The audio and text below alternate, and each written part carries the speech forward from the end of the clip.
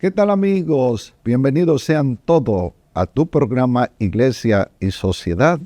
Aquí tenemos hoy especialmente nuestro querido y distinguido doctor Juan Peña, director de la Escuela de Humanidades de nuestra prestigiosa Pucamaima, Universidad Madre y Maestra. Él estará con nosotros y estaremos hablando de un tema muy importante. Así que quédense con nosotros en este día.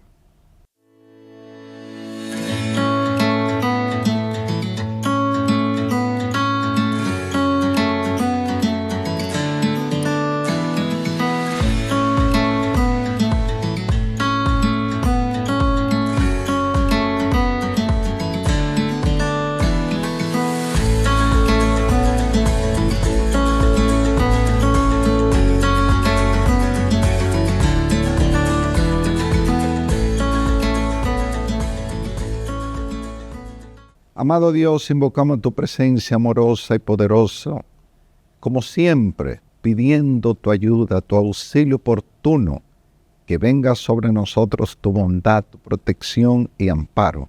Bendice cada hermano y hermana que está en sintonía con este programa Iglesia y Sociedad. Que la bondad y el amor de Dios lleguen a tu vida y toquen a cada uno de nosotros, que hoy estamos implorando la presencia poderosa de Dios en nuestras vidas.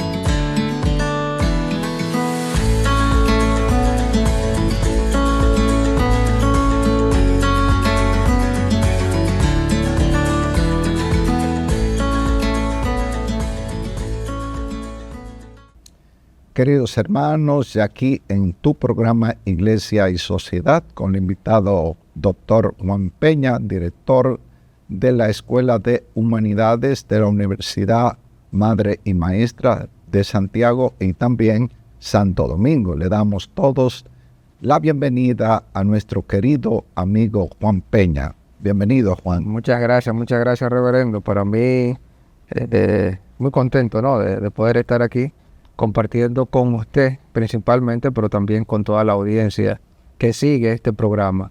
Estamos aquí a las órdenes y al servicio. No, muy importante dialogar sobre algunos temas candentes de nuestra sociedad, y usted que está en el centro de esta casa de estudio, la Pucamaima, de la más importante de República Dominicana y, por qué no decirlo, del mundo entero también. Sí, una de ellas, sí. Realmente del Caribe, la que está mejor posicionada en todos los rankings de evaluación en cuanto a calidad. Es investigación y todo lo demás. La universidad en esto, ha llevado siempre en la delantera, ¿no? Pero en estos tiempos, pues, es la que está por delante ahora. Sí, eso he leído, y también tantas estudiantes que vienen de otros países también, que también van a otros países. La comunicación que tiene, los intercambios, sumamente importantes. Sí, claro que sí. El mismo hecho de ser una universidad pontificia ya le da cierto nivel de internacionalidad, y luego entonces hace más fácil que los estudiantes de alguna manera puedan participar de algunos intercambios importantes con otras universidades. Y también veo un crecimiento sostenible, o sea, de día en día, introduciendo más materia, más información, más cursos, ¿no? Según lo va requiriendo la juventud, ¿verdad? Y las personas. Un poco la iglesia va respondiendo a los signos de los tiempos. Como la universidad es una entidad de la iglesia, pues también va respondiendo a las necesidades de la sociedad. Entonces, uno de esos elementos que usted destaca bastante importantes, que van surgiendo nuevos planes de estudio de acuerdo a las necesidades que necesita que se atiendan en la sociedad. Entonces, por ahí va la cosa. Usted, director de la Escuela de Humanidades, que consiste en la Pucamaima, Sí, la Escuela de Humanidades y Ciencias Sociales de la Pontificia Universidad Católica Madre y Maestra Pucamaima, pues consiste básicamente en dirigir los temas que tienen que ver con las humanidades, las asignaturas que forman al ser humano en el orden de su propia condición, naturaleza, su humanidad, entre las que se han identificado las asignaturas que tienen que ver con ética, moral, sociología, antropología, historia, filosofía, ¿verdad? La misma metodología de la investigación, mecanismos para investigar desde la perspectiva científica. Pero luego también tenemos en la Escuela de Humanidades unas carreras que dicho sea de paso sirva la oportunidad para promover la trabajo social, que junto con trabajo social la carrera de filosofía. También hasta hace poco las ciencias sociales, pues administramos la coordinación de esta carrera de ciencias sociales orientada a la educación secundaria, y tenemos unos planes en camino también que es bastante interesante. Uno de ellos es la consolidación de un programa de maestría sobre el cual estamos trabajando, que es sobre ciencias políticas. Sería un máster en ciencias políticas, sería el primero en el país. Anunciarlo de manera prematura puede hacer que otros no coman los caramelos, como dicen por ahí, pero no pasa nada. Al final estamos para compartir, y es un plan de estudio que sale pronto para los interesados en formarse en ciencia política, que independientemente de la carrera de base que tengan, puede que tengan la oportunidad de acceder a este programa de maestría. Porque ya sí hay, por ejemplo, materia en política, pero no maestría, ¿no? Sí, claro, las hay. La Escuela de Derecho pues tiene algunas otras asignaturas relacionadas con la política. Dicho sea de paso, en la universidad pues hay un círculo, un club. Hay diferentes clubes liderados por los estudiantes, que la intención de los clubes, y que lo fomenta el decanato de estudiantes, la profesora Carolina Cava al frente, pues el propósito de los distintos clubes y asociaciones de estudiantes es potenciar el liderazgo de los mismos estudiantes. Está presidido por los estudiantes, la administración, o digamos que la directiva la componen los estudiantes, y de alguna manera pues están, digamos que animados por las distintas escuelas. Entonces, en ese contexto, pues tenemos el Club de Ciencias, de Ideas Políticas. Tanto funciona en Santiago, el Club del Campus de Santiago, pero sí también tenemos el club que funciona en Santo Domingo. Jóvenes bastante entusiastas, bien animados, que hacen actividades muy buenas sobre la reflexión política. Invitan actores políticos activos, tanto de los que están participando del gobierno en curso como de los que ya han participado en diferentes ocasiones. Y la verdad que es muy interesante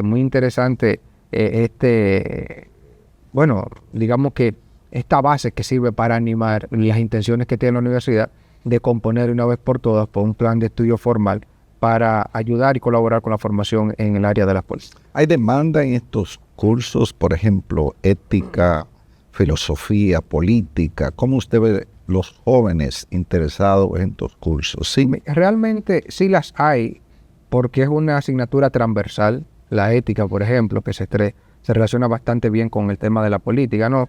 La filosofía, ¿no? Digamos que ahí nace, ahí se funda. Pero son asignaturas transversales. Todo el que cursa una carrera en la universidad, pues tiene que incluir todo. En su plan de estudio está incluido esta asignatura, con lo cual si analizamos la demanda desde esa perspectiva, pues sí la hay, porque hay como un carácter de una obligatoriedad de alguna manera de cursar esta asignatura, porque el plan de estudio así lo exige y sin ella no se podría graduar el estudiante. En consecuencia, yo creo que desde ese punto de vista lo hay. Ahora bien, el reto que tenemos los profesores que impartimos esta asignatura es hacer que, una vez ya es de carácter obligatorio que el estudiante la curse, hacer que el estudiante se enamore de los temas, ¿no? Y que identifique cuán importantes son estos temas para su formación profesional, independientemente de la que fuere. Entonces yo creo que ese es un poco el reto y que lo vamos más o menos cumpliendo. Tenemos buenos profesores en el país, en las distintas universidades, pues uno que se relaciona también con profesores inclusive que en algún momento fueron compañeros de uno, pues los hay y muy buenos. La Universidad Pucamaima no es la que exenta de esta realidad, y hay buenos profesores, tanto un poco más maduros como profesores jóvenes, que hacen que los estudiantes se enamoren de estos temas y entiendan lo importante de estas asignaturas para el futuro desarrollo profesional. Sí, que se incluye también todas las áreas, sea como emprendedor, empresario, político, que ocupe alguna función también en el gobierno, es sumamente importante. Sí. En la universidad tenemos una realidad bastante interesante. Cuando yo comencé a trabajar ahí me pareció muy interesante, y es que, por ejemplo, el caso de las éticas, de la ética fundamental, no hay una ética general para todas las asignaturas, sino para todas las carreras, sino que hay unas éticas aplicadas. Me explico. El que estudia negocio tiene una ética profesional, pero aplicada a la administración y a los negocios. El que estudia ciencia de la salud, algunas de las carreras de ciencia de la salud, tiene una ética aplicada a ciencia de la salud. Lo que quiere decir que hay unos generales que se reflexionan en torno a la ética, pero luego entonces también hay como unos particulares de tu carrera que cada programa de estudio trata de cumplir con este elemento que yo creo que es bastante, yo creo que se atiende de una manera más particular las necesidades que demanda un profesional en orden de su comportamiento futuro, comportamiento ético en el futuro. Especialmente tengo un sacerdote precisamente que da ética a los médicos, sumamente importante para los médicos, también empresarios, porque es sumamente importante que se ejerce esa ética en todos los sentidos de la palabra, especialmente en la política. ¿Tiene alguna relación con Milagros, usted que es la funcionaria encargada nombrada por el presidente para también darle curso y llevar esta línea? Doña Milagros Ortigos, la doctora Milagros Ortigos, bueno, yo he coincidido, para mí ha sido un privilegio, ¿no? Coincidir con doña Milagros. La universidad designa a un servidor para formar parte de un foro multiactor compuesto por diferentes actores de la sociedad civil. Entre tantos sectores contempla la academia. Y la universidad, entiendo quizás por un poco la formación de un servidor que ha escrito recientemente una tesis doctoral en torno al tema de la política, la administración pública, la ética, el comportamiento de los diferentes entes sociales que incursionan en el campo de la política y también en los gobiernos de los pueblos, pues entonces yo creo que por eso pensaron en mí, no sé si se equivocaron, pero ahí estamos. Y entonces yo represento la universidad en ese foro multiactor. Entonces soy el ente que forma parte de ese foro multiactor por la sociedad civil academia. Entonces, en ese contexto, es que entro en contacto directo con doña Milagros Ortigos y de alguna manera hemos coincidido, naturalmente, en esas actividades que dirige la DIGEI, donde ella es la directora ejecutiva de esa dirección, que es la Dirección de Ética Gubernamental. Entonces ahí lo que hacemos es básicamente, yo no participo del gobierno, yo lo que de una manera honorífica, de alguna forma, represento la universidad y acompaño en las distintas discusiones o reflexiones que se hacen en torno al comportamiento ético esperado de los que manejan la cosa pública, los que están de alguna manera participando del tren gubernamental. Como filósofo, ¿cómo usted ve la relación entre juventud y política actualmente? ¿Sí ve los jóvenes involucrados en esta dinámica de...? Yo creo que podríamos hablar de manera popular, como se dice, una relación entre amor y odio, ¿no? De alguna forma. La política es una actividad que la desarrollamos todos, consciente o inconscientemente. Si nos vamos a lo que planteaba en su momento, o definía bastante bien claro en su momento Aristóteles, uno de los filósofos clásicos, decía que nosotros somos animales políticos por naturaleza, seres sociales por naturaleza. Y esto que estamos haciendo usted y yo es una actividad política, en la que de alguna manera estamos socializando, compartiendo ideas, respondiendo algunas preguntas, dándonos a conocer, respondiendo contextos. Es una actividad política. Pero ya propiamente, ya un poco más profundo, propiamente dicho, en la actividad del desarrollo, del manejo de la cosa pública, yo creo que los jóvenes, puede que de alguna manera, en algún momento le nazca alguna venita, como de incursionar o de proponer, porque no hay que incursionar o participar activamente, hasta haciendo propuestas. Mire, yo estoy haciendo actividad política en esta representación de la universidad en el foro multiactor sin administrar nada, sin formar parte de un partido político, porque se hacen propuestas. Entonces yo creo que los jóvenes de alguna manera le nace este deseo de hacer alguna propuesta para proponer algún cambio, alguna solución, alguna potencialización de una buena obra. Entonces, en ese sentido, respondiendo concretamente la pregunta de que si hay o no un interés, yo creo que lo hay, pero también, así como nace de manera natural y de manera fortuita este deseo, puede que algunas conductas degeneradas de muchos actores políticos que forman parte de tren gubernamental o de trenes gubernamentales que han dirigido los destinos de distintas naciones, así también van ofuscando esos deseos, esas aspiraciones.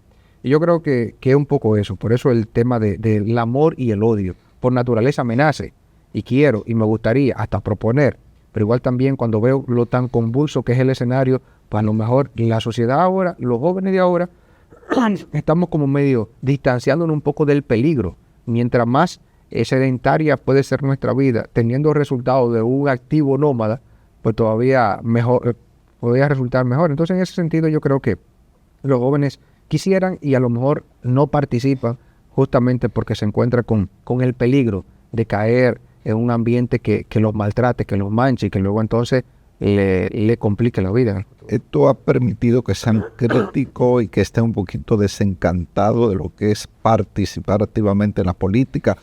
¿Cómo se ha desarrollado esta situación en el país? ¿Más jóvenes están participando en los últimos tiempos o no? ¿O ha menguado la participación de los jóvenes? Mire, yo creo que, bueno, estamos como, hay estadísticas que en una temporada evidencian que no ha sido tan, no está tan efusiva, ¿no? El espíritu y la participación de los jóvenes.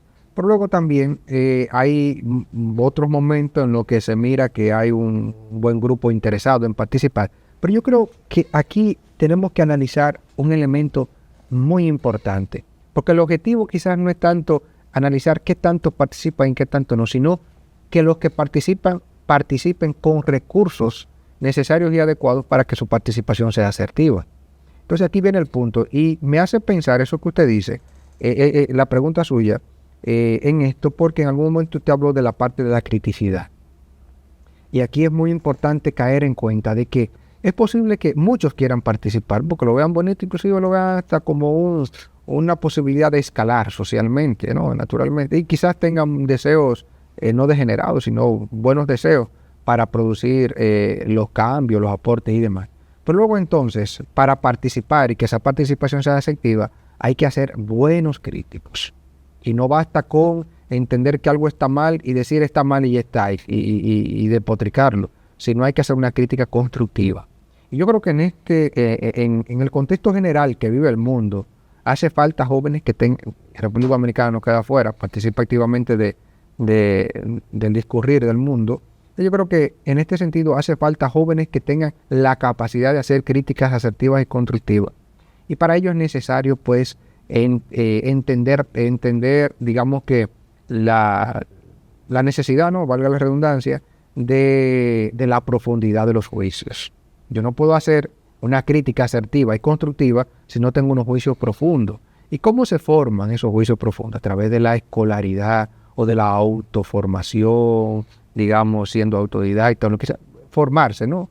Leer, identificar de qué manera se puede hacer o analizar un contexto para proponer alguna buena acción. Entonces yo creo que hay jóvenes que son entusiastas, hay jóvenes que tienen quizás el buen espíritu, el buen ánimo, pero al faltarle estos recursos, pues al final puede que esas intenciones se vean, digamos que apagadas, o quizás también a lo mejor consiguen de alguna forma participar activamente y a la hora de participar activamente pues no son lo suficientemente asertivos por estos recursos necesarios. Sus críticas son digamos que insostenibles, a lo mejor débiles, y ahora mismo el escenario, digo que siempre, pero ahora todavía más con tan complicado que anda el mundo y tantas herramientas que hay ahora para desarrollarse el ser humano en los entornos sociales, necesita que así como su complejidad va creciendo, la resolución de los conflictos que van generando o de reorganización del sistema también sean complejas. Yo lo decía un gran filósofo, hay que saber distinguir el tema de lo claro y lo distinto.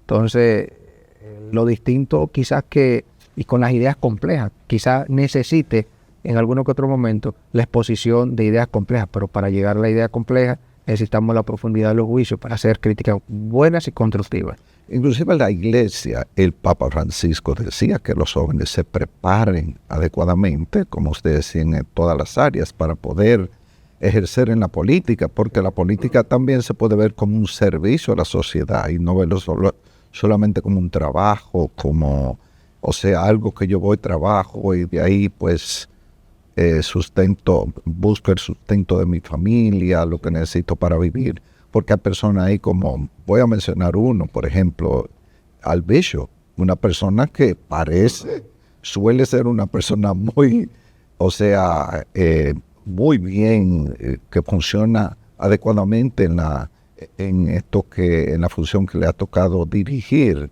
en el Banco Central, ¿no? Creo que sí. Y me parece que es una persona muy idónea, ¿no? Porque todos los gobernantes Sí. lo han dejado y lo siguen postulando, ¿no? Como para dirigir esa institución. Sí. O sea, se puede ver así también. ¿Qué dice la Iglesia sobre esto? Y la filosofía de la universidad propia también. Sí. Incluir todo esto del buen servicio de los jóvenes cuando incursionan en la política. Sí, no, yo creo que la Iglesia abraza mucho un principio clásico. En principio decir que la Iglesia tiene aportes directos en torno a la reflexión de la política. De hecho, tiene un santo que es el santo de los políticos, Santo Tomás Santo Tomás Moro, que es el santo de los políticos, el patrono de los políticos. Entonces la Iglesia ya de por sí, pues naturalmente tiene su decálogo de alguna manera de aporte al sistema político y lo hace, creo que bastante bien, abrazando unos principios clásicos. Pensamos en dos filósofos clásicos bastante importantes, que son Platón y Aristóteles, que escriben los dos grandes tratados, digamos que dos grandes tratados para el discurrir de la política desde aquellos tiempos hasta ahora, que es la República y la Política. La República de Platón, la obra La Política de Aristóteles. Y ahí se concentra, sobre todo en la República de Platón, se concentra un principio que creo que la Iglesia le hace mucho caso y lo promueve bastante bien. Y es que el gobernante debe gobernar conforme a, digamos que, las virtudes, que esté, digamos que, permeado de virtudes, para que sean las virtudes las que se repliquen en todo el sistema. Que se evidencien. Exactamente. Y luego entonces, ¿cómo distingue las virtudes de las pasiones? Las pasiones, pues ya conductas degeneradas, igual la misma Sagrada Escritura habla muy bien de eso, conductas degeneradas, conductas, digamos, que ofuscan, ¿no?, la candidez, la limpieza del buen obrar.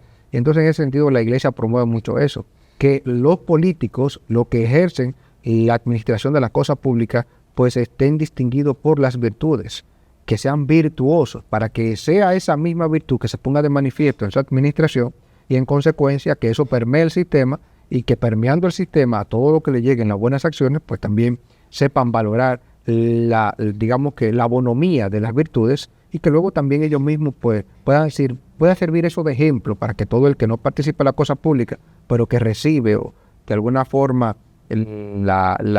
participa o recibe la administración del buen obrar de los políticos en la cosa pública, pues también entienda que las virtudes deben de ser como un decálogo de comportamiento en todo el entorno social. Entonces yo creo que sí, la Iglesia promueve la buena actividad política, la misma universidad también, a través de sus escuelas y de sus universidades, pues también procura formar buenos entes políticos. Mire el ejemplo que le ponía yo anteriormente.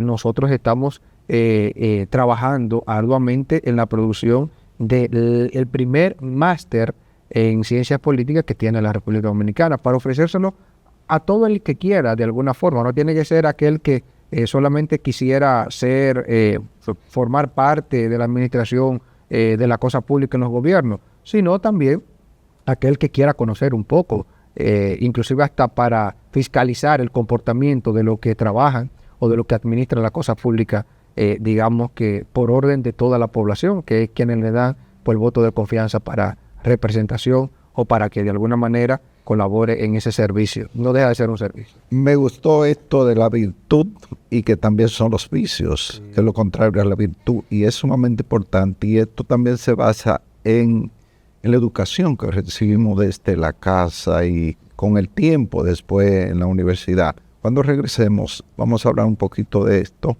porque realmente yo veo que una persona que tenga ética moral y que haya sido educado en su casa con valores también cristianos, que es sumamente importante, es una persona más idónea para ejercer una función en un gobierno. Vamos a hablar un poquito de esto. Seguimos, amigos, en este tu programa Iglesia y Sociedad. Regresamos en un momento.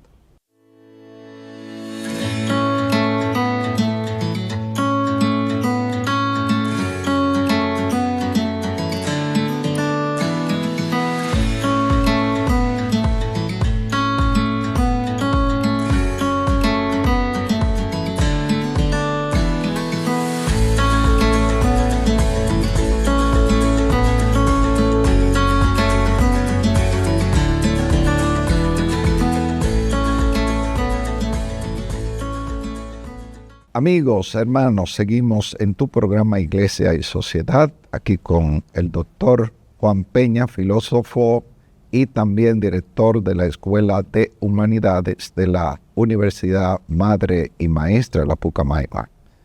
Juan, cuéntenos, me gustó eso que usted habló de virtud y también que son los vicios, lo contrario. Y eso depende de la formación también que tenemos desde niños, los valores desde la casa. Esas personas que llegan a la política también tendrán un sentido de servicio también, que además de ejercer la función que se le ha dado o se le ha encomendado, también llevan todo con regla y en orden divino. Sí, mire, yo creo que aquí es muy importante hablar. Bueno, me vino a la cabeza mientras usted hablaba ahora, un sociólogo francés que se llama Raymond Bondo, que dice algo que parece sencillo, pero la manera como él desarrolla toda esa teoría en su escrito, un sociólogo francés, educador también, él hablaba sobre la educación, ¿no? Y decía que la educación de un ser humano hay dos componentes fundamentales, la primaria y la secundaria. La primaria es todo lo que uno aprende en el hogar. Entonces, la solidez de esa formación en el hogar, que se convierte en zapata de la secundaria. Sin la primaria, la secundaria pues no tiene un buen asidero para su sostenimiento. Y en ese sentido es muy importante destacar entonces lo que decíamos anteriormente, que a usted le llamó la atención, que es cómo debe entonces gobernar o administrar la cosa pública digamos que alguien que se dedique a la política. Debe hacerlo conforme a las virtudes, como decíamos anteriormente, y no en base a las pasiones. Pero fíjese, esto de qué es bueno y qué es malo, muchas veces, digamos que la primera semillita la recibimos en el hogar, porque en el hogar a veces nos corrigen. Mira, eso es malo, mira, eso es bueno, eso no es tuyo, no lo cojas, no le hagas daño al otro, que eso es malo. ¿Te gustaría que fuera inverso el escenario? Entonces, con esas cosas que en la casa, papá, mamá, tío, tía, abuelo, abuela, pues nos van a nosotros como que, digamos, configurando, pues ya uno va de alguna forma pues componiéndose hacia el buen accionar. Y luego entonces ese buen accionar permeado por las virtudes, que luego se potencia más en el espacio escolar, que ya uno entiende el por qué, hace conciencia de una manera más abierta de la importancia de actuar bien y de actuar conforme a las virtudes, pues ya entonces de alguna forma eso se va haciendo costumbre, conducta, hábito. Entonces ese accionar permeado por lo bueno, pues impacta en los demás, en todo lo que le pongamos en la mano, en todo lo que pongan en nuestras manos, en todo el que entre en contacto con nosotros cotidianamente. Y yo creo que eso es fundamental. Yo creo que no solamente serviría para los que intentan o quieren participar activamente de la administración, de los distintos, de la cosa pública, ¿no? Del gobierno, dedicado muy activamente a la actividad política propiamente dicha, sino también es, digamos, como una oportunidad de entender cuáles son los elementos fundamentales que deben guiar la conducta de cualquier ser humano que se desarrolle en un entorno social. Como director también de esta escuela, yo sé que está actualizado no solamente en nuestro país, sino mundialmente. ¿Por qué este mundo que está tan actualizado, la inteligencia artificial, tantas cosas, un progreso al vapor, surgen las guerras? O sea, que la persona pudiera tener hoy, especialmente los jóvenes, más sentido común y ir, lo que decía el Papa León XIV, a la paz, al diálogo, a la comunicación, para así evitar la guerra. ¿Qué dice usted de los jóvenes que están surgiendo en el mundo entero? ¿Habrá esperanza de un cambio de paz, de diálogo, de comunicación? Mire, eso me hace pensar, a lo mejor algún pensador lo profundice de una manera un poco más amplia y digamos que un poco de una manera más importante que lo que yo diría en este momento. Pero me hace pensar lo que decía anteriormente. La falta, digamos, de solidez en los principios traen como resultado conductas degeneradas en el futuro. Muchos buenos pensadores hablan de que nosotros estamos transitando por el entorno de una sociedad muy simple, de una humanidad muy líquida. El mismo Simon Bauman habla de eso, de qué tan simple, tan líquida. Y hay quien diga que nosotros, los que formamos parte del grupo que relevará la generación que nos está precediendo, somos muy ligeros, somos muy de cristal, ¿verdad? Entonces, piense usted que esa ligereza y esa cristalidad de la que se habla, no solamente es que nos sentimos aludidos por cualquier cosa, sino también en la solidez de la formación de los principios que tenemos nosotros. Y yo creo que ese contexto de guerra se va a potenciar más en la medida en que nosotros no tengamos los principios fundamentales bien organizados, bien sostenidos, bien robustos. Y me hace pensar, por ejemplo, en el elemento de la compasión. Fíjese usted, lo que está sucediendo en Medio Oriente.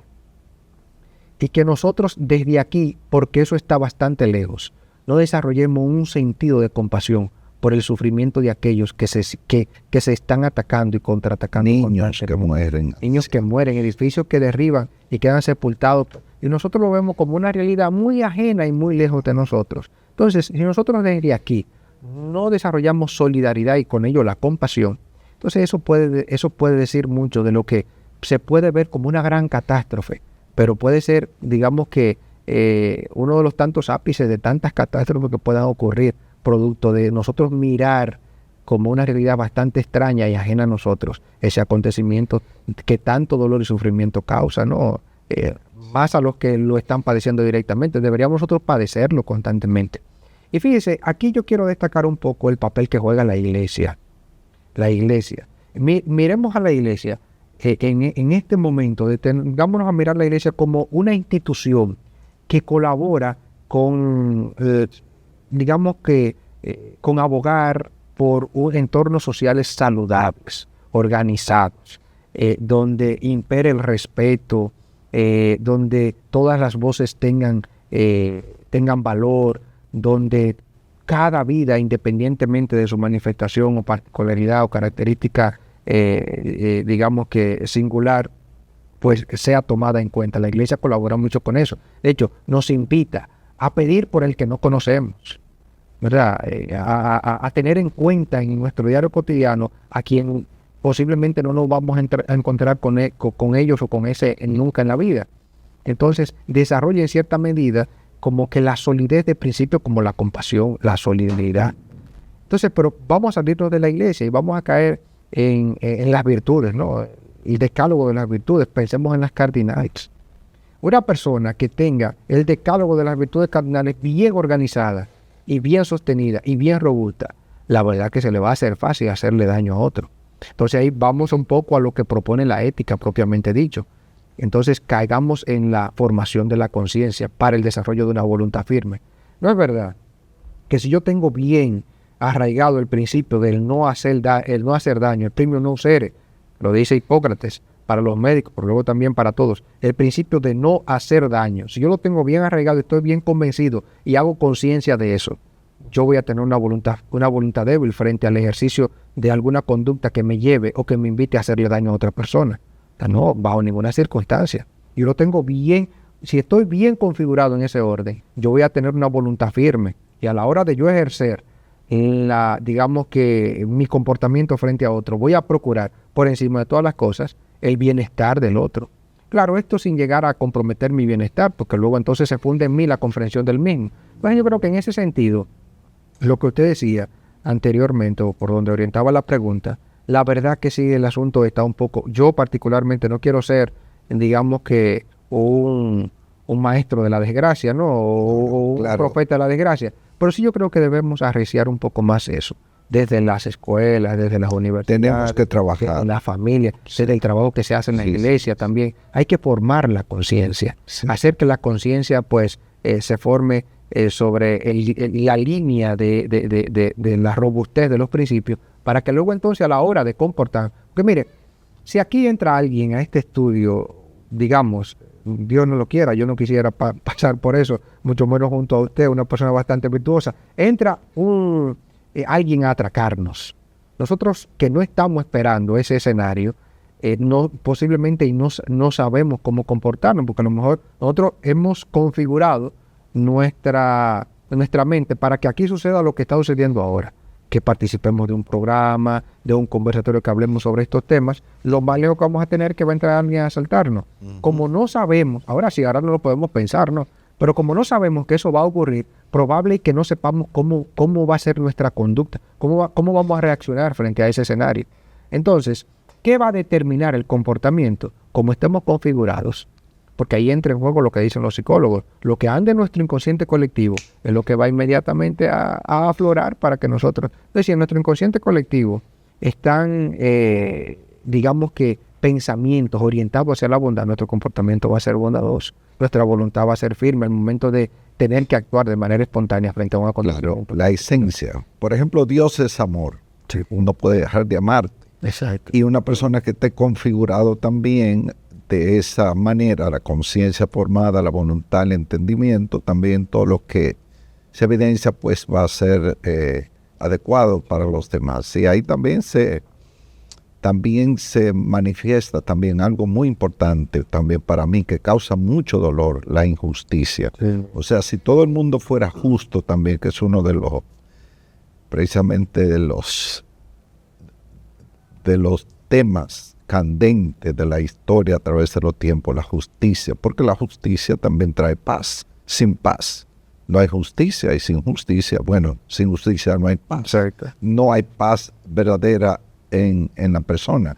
Y de ahí también hay muchas personas, especialmente, y vuelvo a los jóvenes, porque como usted es una persona joven, a pesar de que tiene también madurez en otras áreas de su vida, pero los jóvenes se escucha mucho decir, la política, yo no me meto en esto, o no creo en nadie, todos son iguales. ¿Ha cambiado o eso todavía se está diciendo? Aquí, tanto en el mundo entero. Todos los políticos son iguales. Yo no creo en nadie. ¿Usted piensa, por ejemplo, el gobierno actual, el pasado, usted ha visto algún esfuerzo por cambiar esa manera de pensar y de actuar en ética, moral, honestidad, credibilidad? Mire, yo creo que si nos vamos a analizar eso que usted pregunta desde la perspectiva del curso natural y desarrollo humano, debe haber algún cambio, debe haber alguna evolución. El ser humano está orientado a la evolución constante. Y consigo entonces los entornos que mismo crea el ser humano. Porque fíjese, esto es porque lo ideamos. Esto es, este canal alguien lo ideó. Entonces se funda en el pensamiento de alguien, y entonces conforme va evolucionando el pensamiento, el desarrollo, la visión, también se van modernizando algunos recursos aquí necesarios para seguir desarrollando la buena actividad que hace el canal, ¿no? De la promoción y la comunicación. Entonces, como es una naturaleza, responde a su naturaleza fundamental, la evolución, la naturaleza del ser humano en la evolución, yo creo que el mismo ser humano también pues va entendiendo lo necesario para poder producir la evolución y el crecimiento, independientemente de en manos de quién esté la cosa. En consecuencia, yo creo que el antecedente aquí entra en juego mucho también. Yo creo que los que están ahora de alguna forma se han puesto a analizar los antecedentes del pasado y buscando realizar una muy buena obra de gobierno, procurarán de alguna forma pues no cometer los mismos errores. Pero a veces eso es difícil, ¿no? Porque sobre todo cuando hay ya costumbres, que el problema es un poco la costumbre. Cuando está organizada la costumbre orientado hacia una línea, a veces es difícil erradicar en poco tiempo, o que se note en poco tiempo, sobre una evolución tanto como la exige o la espera, digamos, que el conglomerado social. Entonces yo creo que sí, yo creo que de alguna manera, ya sean estos, sean los anteriores, sean los que sean, conforme pase el tiempo ocurre, aunque sea mediana o pequeña o en gran dimensión, pues una evolución y un crecimiento. Respecto a lo que usted decía, de que si los jóvenes siguen interesados en participar en la actividad política, digamos, de manera proselitista y demás, Yo creo que sí, se ve de alguna forma un interés. Cada realidad responde a sus tiempos, no podemos decir que el espíritu aguerrido que tenían los jóvenes que ahora son ya los mayores o los adultos de los años 80, años 70, años 90, con la actividad con la que, y también la causa que abrazaban en su momento, muy diferente a la causa que se Ha abrazaba. cambiado también, y disculpe, un poquito, porque había en esa parte revolución, Sí, cambio claro. profundo. O sea, Contexto social histórico, sí. ¿verdad? Responde a lo que ocurría en el momento. Igual también ahora los cambios se siguen manifestando. Lo único que consta, lo único que no varía y que no variará hasta no demostrarse lo contrario es el constante cambio. Entonces yo creo que el interés sigue presente.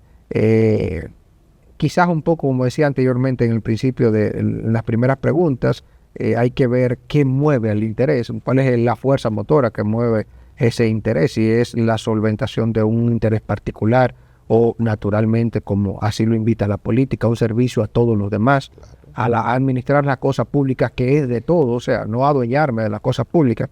Yo creo que un poco eso.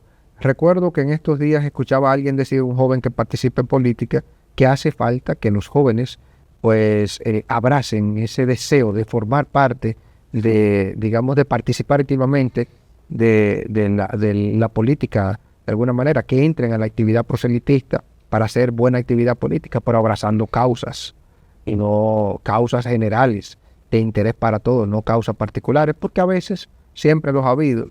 No digo que ahora sea la excepción. Puede que alguien quiera entrar a la actividad política para utilizarlo como un escenario de escalón, ¿no? O de movilidad social. Lo cual no deja de ser, no deja de ocurrir, porque inmediatamente forma parte de un grupo bastante distinguido, pero que ese poder pues te oriente de alguna forma a aportar al desarrollo del entorno o de lo que está entre tus manos, y que luego se impacte a toda la sociedad, a todo el conglomerado social. O sea que ustedes, por ejemplo, en esto que están ya iniciando, que primero se piensa, se pone en la mesa y después se lleva ya a cabo, ¿no? Lo de la maestría en ciencia política, están pensando en eso precisamente para ayudar, cultivar la virtud en todas las personas. ¿Sí? ¿Eso para cuándo más o menos estaría disponible? Nosotros estamos haciendo una chaqueta hecha a la medida, sí, yo creo que se dice de manera popular. Estamos tratando de hacer un plan de estudio conforme a las necesidades, digamos, del contexto latinoamericano, ¿no? Y también esa comunicación, esa relación estrecha que tiene el contexto latinoamericano, propiamente dicho, el contexto de la República Dominicana con todo el mundo, ¿no? Cómo hacer una actividad o cómo desarrollar un plan de estudio que oriente a una actividad política conforme al mundo globalizado del que asistimos hoy, o de alguna manera. Y estamos trabajando en ello. No estamos ya sobre la base de la idea, sino estamos ya trabajando propiamente en eso. Y esperamos tener la lista ya, de hecho, el cronograma indica que lo tenemos que tener listo ya para principios del año que viene.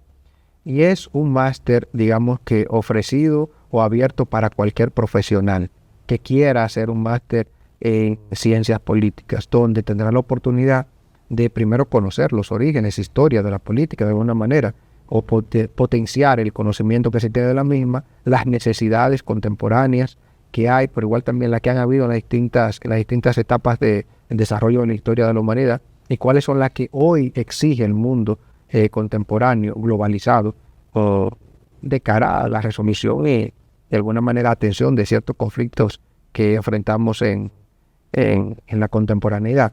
De manera tal que sirva para tanto analizar el contexto político como también para participar activamente en los entornos políticos que de alguna forma tengan esta intención de ayudar a evolucionar el sistema que ha construido el ser humano para su desarrollo. ¿Por qué, querido Juan, hay personas jóvenes que son personas que ríen su vida de una manera muy adecuada, tienen miedo a veces de incursionar en la política o tomar funciones en el gobierno? Se debe muchas veces a que no se quieren contaminar o que piensan que lo que han hecho, han logrado, la gente puede pensar que ha sido precisamente por participar del gobierno. ¿Eso también tiene alguna Mire, yo creo que hay quien, no sé, usted lo ha dicho bastante bien, hay quien quizás no quiera contaminarse.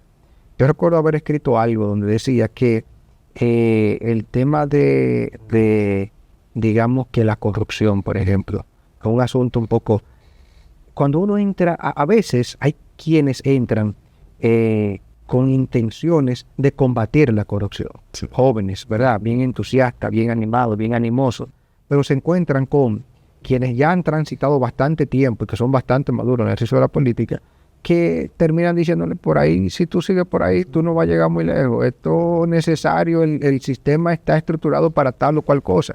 Comienza a degenerarse en la conducta. Entonces, en ese sentido, creo que hay quienes no quieren, sin conocer las intríngulis de cómo funciona ese asunto ahí, no quieren incursionar en la actividad política propiamente porque no quieren contaminarse.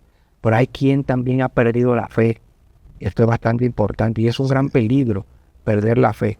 Porque es como es como echarse a la muerte, ¿no? De alguna manera, ¿no? Ya yo no quiero vivir, no como. Ya yo no quiero vivir, no me muevo. Entonces me quedo tranquilo en la quietud de mi hogar, en la quietud del rincón de mi habitación. Entonces, yo creo que un poco esto, quien no quiere participar, ya sea por X o por Y, entiéndase activamente, digamos que sí, actividades proselitistas o de alguna manera proponiendo algunas acciones, analizando. Yo creo que de alguna forma pues se echa la muerte y entonces no se echa la muerte en sí mismo, sino que echa la muerte el sistema sobre el cual se desarrolla, digamos que los entornos sociales. Y siendo nosotros, yendo al principio, entes sociales por naturaleza, que no nos desarrollamos si no pertenecemos a un conglomerado social, pues estamos echando a la muerte nuestra propia naturaleza de alguna manera, directo o indirectamente. Entonces es un gran peligro. En los tiempos de Monseñor Agripino Núñez Collada, yo fui invitado precisamente a la Universidad Madre y Maestra en Santo Domingo. Tenía un diálogo sobre política y sociedad. Precisamente había gente de aquí, de Santo Domingo, y a mí me tocó hablar un poquito sobre globalizar la caridad, como soy presidente de Cáritas. Y el presidente o el director de la Universidad Católica de Chile habló en las estadísticas de la credibilidad en las instituciones del Estado. En lo político, ¿cuánto será el porciento de que las personas creen en ello? Un 11%. En esta momento. En la justicia, un 12%. O sea, todo estaba por el suelo. La credibilidad en las instituciones del Estado. En la Iglesia Católica me gustó mucho, un 91%. Todavía, o sea, se cree muchísimo en la credibilidad de la Iglesia Católica, a pesar de que en algunos países no aquí tanto, un pequeño descenso por la situación de algunos escándalos que estaban quizás al margen de la iglesia, porque usted sabe que en ese tiempo, en los años 60, 70, muchos jóvenes que eran homosexuales y no salían del closet, veían una oportunidad de estar en un altar para ir cubrir su falta y que papá y mamá no le dijeron, oye, ¿por qué tú no te casas? Un joven ya 18, 20 años, y ya no se ve tanto porque ya pueden hablarlo públicamente, ¿no? Claro, yeah. Entonces eso se va a acabar un poco. Pero a la juventud de hoy, ¿qué le dice usted? Usted exhorta a que sí lo hagan y que sí entren, por ejemplo, a formar parte de una manera u otra en esto de la política, porque se puede ayudar. Por ejemplo, usted tiene su función, que es director de esa escuela, pero usted desde ahí puede ayudar, puede aportar a la sociedad, al gobierno de alguna manera u otra, no directamente, pero sí indirectamente, creo que ya lo viene haciendo, ¿no? Sí. Y hay otras personas que yo entiendo que tienen funciones también del gobierno, que no son partidarios de un partido, sino que están ahí porque quizás el presidente vio que son una persona con mucho conocimiento en ciertas áreas, me parece que en educación, en lo que las instituciones financieras del Estado, en otras, ¿no? Entonces es bueno, ¿verdad? Porque también desde ahí, aunque usted no pertenezca a ningún partido, como usted decía que somos todos políticos, que de alguna manera tenemos todos alguna raíz. Claro. Entonces, ¿qué le exhorta a usted a los jóvenes? ¿Y cuál es su pensar filosófico que usted tiene sobre este aspecto de incursionar en la política y de alguna manera u otra participar y estar activo en ella? Mire, lo que usted me está invitando a decir es algo que me compromete bastante, es como una espada de doble filo, porque mientras digo también me voy diciendo yo. Sí, claro. Entonces, y partiendo de eso, que digo quizás a modo de juego, pues caigo en cuenta en que lo primero es, hay un principio, digamos, que para mí es fundamental, que la iglesia promueve, y lo dice en una frase: obras son amores y no buenas razones, o sea, no palabras bonitas. Entonces, procurar que nuestras acciones pues digan más que nuestras palabras, una cosa que no es fácil. A mí me cuesta mucho, mire que lo digo con toda sinceridad y de manera muy abierta, me cuesta mucho, como entiendo que a todos, convertir nuestras palabras en acciones. Entonces, y gracias a Dios que me cuesta mucho, me hace entender entonces como un perfecto humano, que igual, pero bien, estamos llamados a eso, a convertir nuestras palabras, nuestras propuestas en buenas acciones. Yo creo que principio es eso, abrazar eso. El joven debe procurar pues tener sólida la formación de su conciencia para que entonces a la hora de accionar su voluntad sea firme.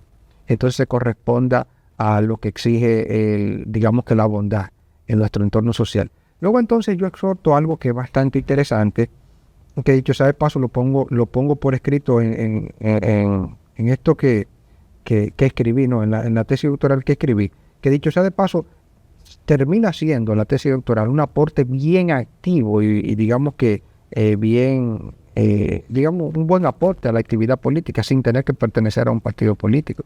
Mire de qué manera yo hago de alguna forma un aporte y no hago actividad proselitista, ni me interesa, aunque me han llamado. Sí. A propósito de esto, me han llamado o he tenido reuniones con el interés de que participe, pero por ahí no va la cosa. No tengo que formar o querer, digamos, de alguna manera un puesto político demás para hacer aporte. Entonces, voy a lo que decía anteriormente. ¿Qué es importante y qué sería bueno que un joven abrace? Ser un buen crítico, ya usted lo decía. Pero para ser un buen crítico, pues que profundice, bueno, que cultive la profundidad de su juicio. ¿Y cómo se cultiva la profundidad de los juicios? A través de me educo sobre la educación, la lectura, la formación, pues yo podré hacer críticas bastante bien constructivas. Para luego entonces desarrollar un elemento fundamental que es el sentido cuidadoso de la vida. En la medida en la que yo critico bien, yo voy critico algo que tiene que ver con la cosa pública. No solamente lo estoy criticando por criticarla, o desde una visión muy particular, sino aportar. Aporto para que eso nos digamos que nos interprete para el bien a los demás. Entonces, sentido cuidadoso de la vida para luego ser asertivo. Entonces son 4 elementos. El primero es ser crítico, con juicios bien profundos, para procurar un sentido cuidadoso de la vida y en consecuencia ser asertivo. Imagínese usted que todos los que formamos parte de la sociedad desarrollemos esos 4 elementos. Yo creo que vamos a tener una sociedad bastante fuerte. Bueno, y yo veo que realmente, y con esto hemos llegado ya al final del programa, que están surgiendo tanto en la Iglesia Católica el nombramiento de obispos jóvenes. Acabamos de ver el nombramiento de nuestro querido amigo padre Amaury Rosario, ¿no?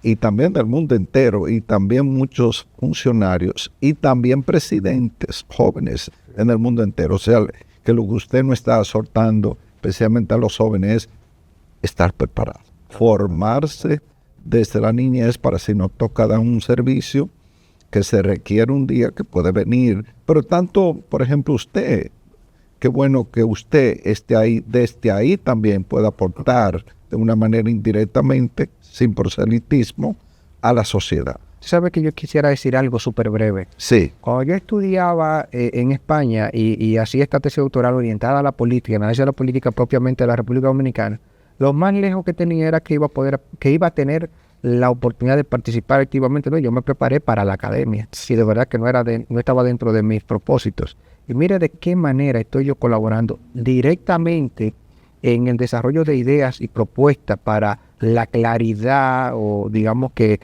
la claridad y la erradicación de la corrupción en el terreno gubernamental. Pero más allá todavía, en agosto yo viajo a Guatemala a representar el país para discutir sobre estos temas.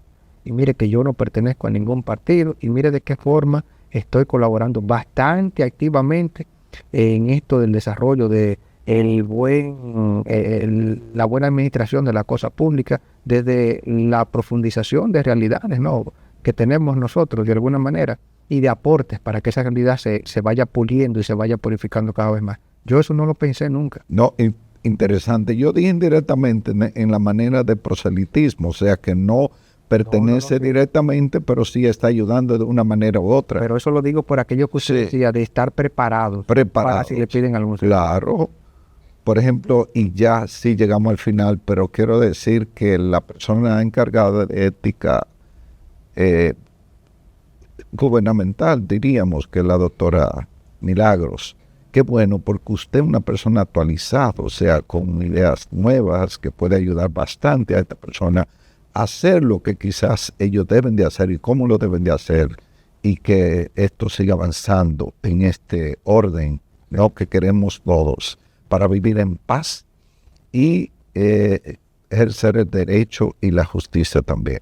Queridos amigos, lamentablemente tenemos tantas preguntas, tanta cosa que hablar, dialogar, porque esto es inmenso, o sea que abarca muchas áreas, ¿no?, en nuestra vida, en nuestro diario vivir. Pero llegamos al final con el doctor Juan Peña, que es un honor tenerlo aquí con nosotros Para este mí, día. para mí. Gracias, y que Dios le bendiga mucho Muchas gracias. y que le siga dando sabiduría divina, inteligencia y mucha prudencia. Muchas gracias, Raúl Eugenio.